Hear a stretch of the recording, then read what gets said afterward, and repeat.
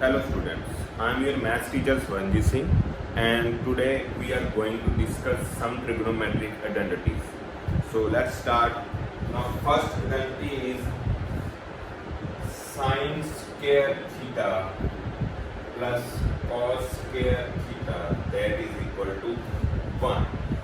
Sine square theta plus cos square theta is equal to 1. If you want to verify, then it's very easy.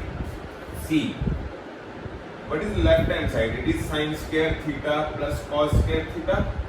So we know that sine theta is equal to p by h. So we can write p by h whole square, and we know that cos theta is b by h. So cos theta will be b by h whole square. Then it will be p square upon h square plus b square upon h square. Then taking LCM, it will be h square, p square plus b square, and we know that for any right angle triangle, p square means perpendicular square plus base square, that is equal to hypotenuse square. So we can replace p square plus b square by h square. So we will get h square upon h square, that is equal to 1. So in this way, we can verify that sine square theta plus cos square theta is equal to 1. Now this is the first identity, but there will be multiple uses for this same identity. For example, in some parts we will use that sine square theta is equal to 1 minus cos square theta. And 1 minus cos square theta, if I write it as 1 square minus cos square theta, then it is a square minus b square, and we know that a square minus b square is a minus b into a plus b. Similarly, we can write cos square using same identity, first identity, we can write that cos square theta is equal to 1 minus sine square theta. So again, making it the identity a square minus b square, we will get a square minus b square is equal to a minus b into a plus b.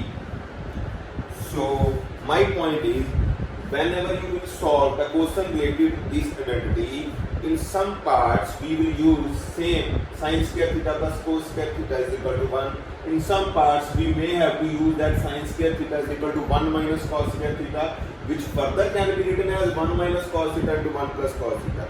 Or if it is given that it is 1 minus cos theta into 1 plus cos theta, you can write it as 1 minus cos square theta, which we can write as sine square theta. Similarly, in some parts we will use cos square theta as 1 minus sine square theta to solve a particular identity, which can further be written as 1 minus sine theta into 1 plus sine theta.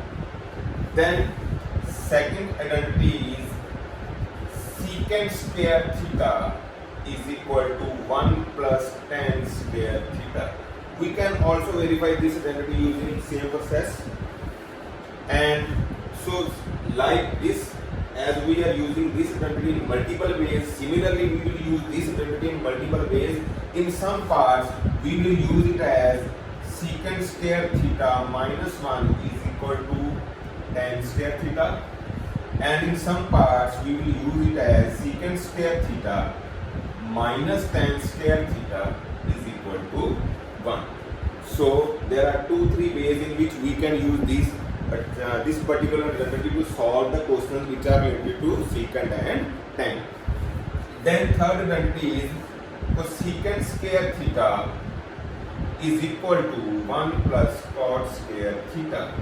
So similarly, in some parts we will use cosecant square theta minus 1 is equal to cot square theta, and in some parts, some cases we will use cosecant square theta minus cot square theta is equal to 1.